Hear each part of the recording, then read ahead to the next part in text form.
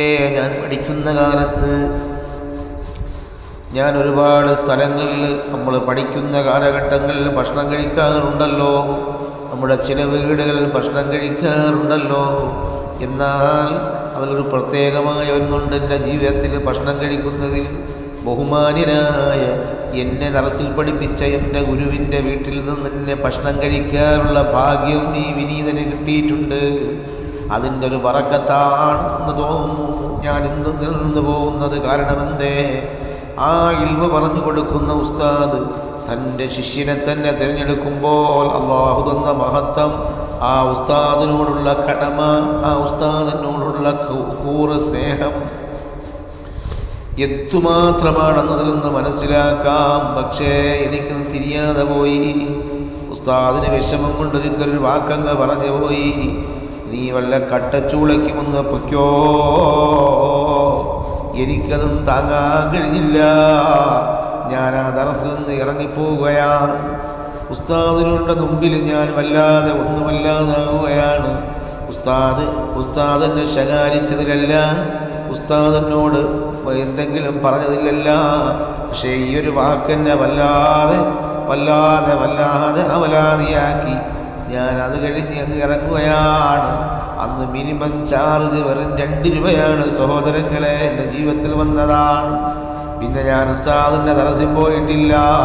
അവസാനം കൊട്ടച്ചിറ അൻവരിയിൽ ഞാൻ സ്ഥലത്ത് വാങ്ങാൻ പോകുമ്പോൾ ഉസ്താദ് എവിടെയാണ് നിൽക്കുന്നത്, ആ സ്ഥലം പോയി കണ്ടുപിടിച്ചിട്ട് വിനീതൻ ആ ഉസ്താദിനോട് പറയുന്നു, എന്നോട് പൊറുക്കണേ ഉസ്താദേ, എന്നോടൊന്ന് അനുകമ്പ കാട്ടണേ ഉസ്താദേ, എനിക്കൊന്ന് പുറത്തു വരണേ ഉസ്താദേ, വല്ലവനിൽ നിന്ന് സംഭവിച്ചെങ്കിൽ.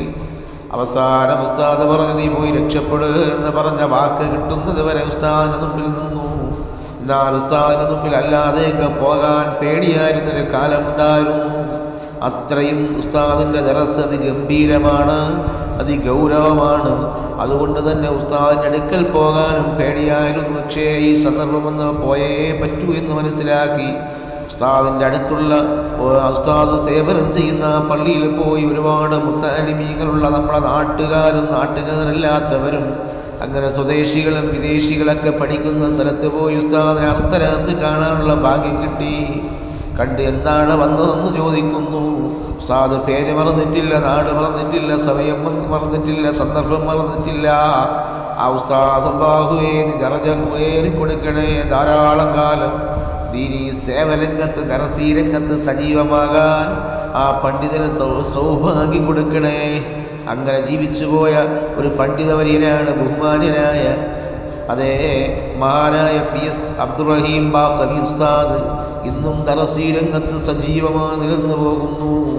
നമ്മുടെ നാടിൻ്റെ ഗുരുവര്യനായ, നാട്ടിൻ്റെ വെളിച്ചമായ അതേ ബഹുമാന്യനായ യൂസുഫ് ഉസ്താദിൻ്റെ ശിഷ്യനാണ്.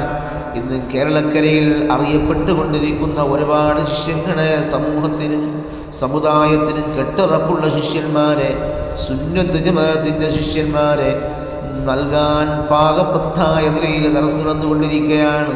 ഉസ്താദിൻ്റെ ദർസിൽ നീ നന്മകളേറണേ അല്ലാഹ്, ഉസ്താദിന് ആഫിയത്തും ആരോഗ്യവും കൊടുക്കണേ അല്ലാഹ്. അവിടെ മക്കളെപ്പോലെ കാണുകയാണ് സന്തോഷ്യഗണങ്ങളെ. പല ഉദാഹരണങ്ങളിലൂടെ നമുക്ക് മനസ്സിലാക്കാം. അതുകൊണ്ട് ഉസ്താദിൻ്റെ ദർസിനെ നീ ഉന്നതമായ സോപാനങ്ങളിലേക്ക് എത്തിക്കണേ അല്ലാഹ്. ബിഹഖി ഔലാദിൻ നബി സല്ലല്ലാഹു അലൈഹി വസല്ലം, ബിഹഖി അസ്വാജിൻ നബി സല്ലല്ലാഹു അലൈഹി വസല്ലം, ബിഹഖി അഹ്ലി ബൈത്തിൻ നബി സല്ലല്ലാഹു അലൈഹി വസല്ലം.